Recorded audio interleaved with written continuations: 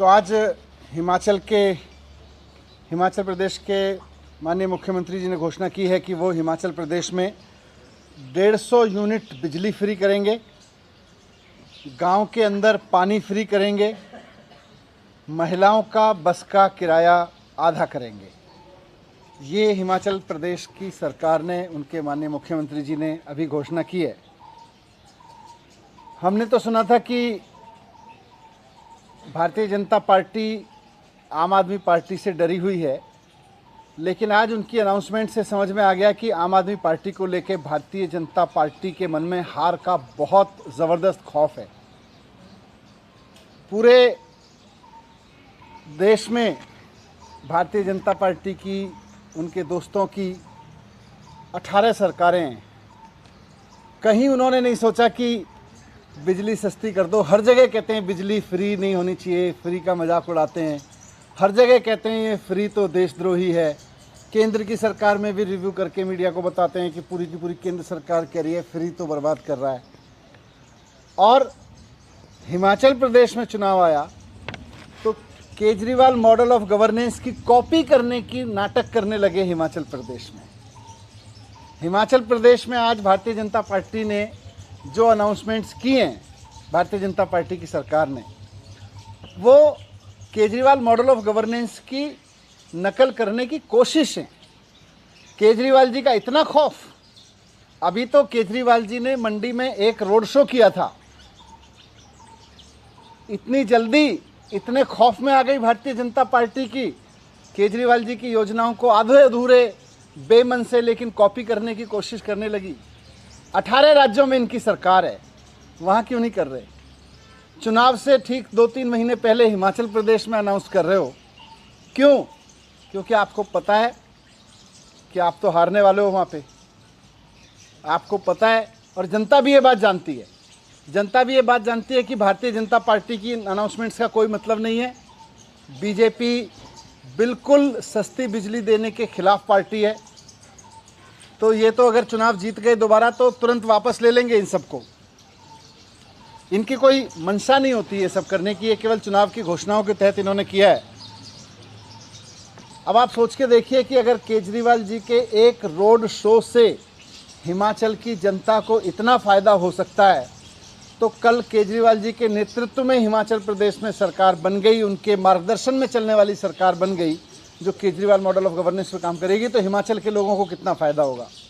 जब एक बार road show करने से जनता को इतना फ़ायदा है, तो कल को केजरीवाल जी के मॉडल पे काम करने वाली सरकार बनाने से कितना फ़ायदा होगा।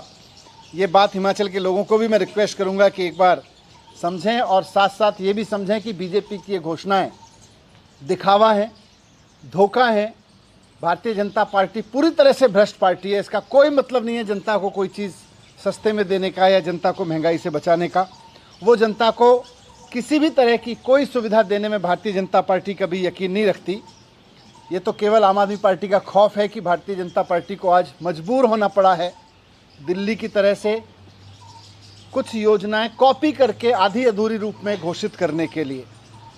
इसीलिए आज इन्होंने चुनाव के डर से ये घोषणाएं हिमाचल प्रदेश में की हैं। सच्चाई ये है कि अगर दोबारा वहाँ पे भारतीय जनता पार्टी आ गई तो ये सारी योजनाएं वापस ले लेगी, क्योंकि पूरे देश में इनकी जहाँ जहाँ सरकारें हैं, इन्होंने बिजली महंगी की है, इन्होंने बसें यात्राएं महंगी की हैं, इन्होंने हर चीज़ महंगी की है। इन्होंने कभी भी इसमें यकीन ही नहीं किया कि जनता को सस्ते में ईमानदारी से चीज़ें दी जाएं। मैं हिमाचल प्रदेश की जनता को भी आज कहना चाहता हूं कि इनके झांसे में मत आना, आम आदमी पार्टी को वोट देना, आम आदमी पार्टी की ही सरकार बनवाना, ताकि और ये सोच के देखना कि जब आम आदमी पार्टी के चुनाव लड़ने के ऐलान से ही भारतीय जनता पार्टी इतनी घबरा गई है, और आम आदमी पार्टी के चुनाव लड़ने की आहट से ही हिमाचल प्रदेश में बिजली सस्ती होने लगी, हिमाचल प्रदेश में बस का यात्रा फ्री सस्ती होने लगी, पानी फ्री होने लगा, तो सोचो आम आदमी पार्टी की कल हिमाचल प्रदेश में सरकार बन जाएगी तो कितना फ़ायदा वहाँ की जनता को होगा। मैं इसीलिए कहना चाहता हूँ कि सब मिलकर आम आदमी पार्टी को ही जिताना, इनके झांसे में मत आना। Thank you.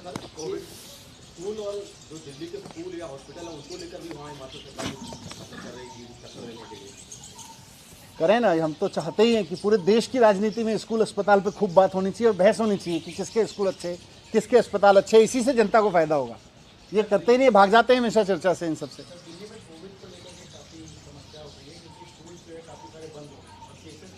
नहीं ऐसा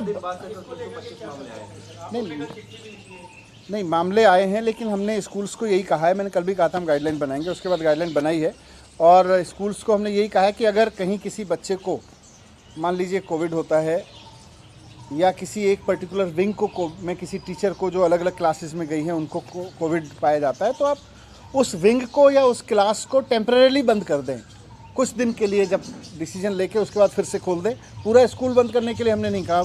अगर ज़रूरत पड़े, कहीं ऐसा लगे कि एक टीचर पूरे स्कूल में गए या प्रिंसिपल को होता है या किसी ऐसे व्यक्ति को होता है, ज़्यादा स्कूल के लोगों के संपर्क में आया, वहाँ डिसीजन ले सकते हैं। तो इसको हमने पूरी तरह से डिसेंट्रलाइज करके कहा है और साथ में सारे स्कूल्स को हमने कहा है कि कहीं से भी अगर रिपोर्ट आती है तो तुरंत हमारे डायरेक्टरेट को, एजुकेशन डायरेक्टरेट को तुरंत सूचना दें उसकी। नहीं, जब वैक्सीनेशन से तो बड़ों को भी तो हो ही रहा है ना, बड़ों का तो सबका वैक्सीनेशन हो गया, फिर भी हो ही रहा है। तो 30 तारीख को डीडीए की बैठक है, क्या लग रहा है छुट्टी बढ़ाने की आवश्यकता है कि पॉजिटिव रेट बढ़ रहा है? नहीं, सारी सिचुएशन का रिव्यू करेंगे। जो डीडीएमए की मीटिंग्स होती हैं उसमें सबसे बड़ी चीज़ ये होती है कि जो एक्सपर्ट्स हैं, जो सारी दुनिया के स्प्रेड पे, देश की स्थिति पे, इसके वेरिएंट्स पे नज़र रखते हैं, वो फिर सरकार के आगे एक पूरा पिक्चर रखते हैं, सरकार की उसमें समझ बनती है, फिर तो उनसे बहुत मदद मिलती है हमें। नहीं ऐसा नहीं मामले आए हैं, लेकिन हमने स्कूल्स को यही कहा है, मैंने कल भी कहा था हम गाइडलाइन बनाएंगे, उसके बाद गाइडलाइन बनाई है और स्कूल्स को हमने यही कहा है कि अगर कहीं किसी बच्चे को मान लीजिए कोविड होता है या किसी एक पर्टिकुलर विंग को में किसी टीचर को जो अलग अलग क्लासेस में गई हैं उनको कोविड पाया जाता है, तो आप उस विंग को या उस क्लास को टेम्परेली बंद कर दें कुछ दिन के लिए, जब डिसीजन लेके उसके बाद फिर से खोल दें। पूरा स्कूल बंद करने के लिए हमने नहीं कहा।